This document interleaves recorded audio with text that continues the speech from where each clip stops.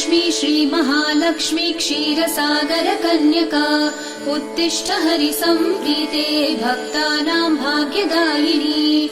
श्रीलक्ष्मी श्रीमहालक्ष्मी क्षीरसागर कन्यका उत्तिष्ठ हरिसम्प्रीते भक्तानां भाग्यदायिनी। उत्तिष्ठोत्तिष्ठ श्रीलक्ष्मी विष्णुवक्षस्थलालये उत्तिष्ठ करुणापूर्णे लोकानां शुभदायिनी। उत्तिष्ठोत्तिष्ठ श्रीलक्ष्मी विष्णुवक्षस्थलालये उत्तिष्ठ करुणापूर्णे लोकानां शुभदायिनी।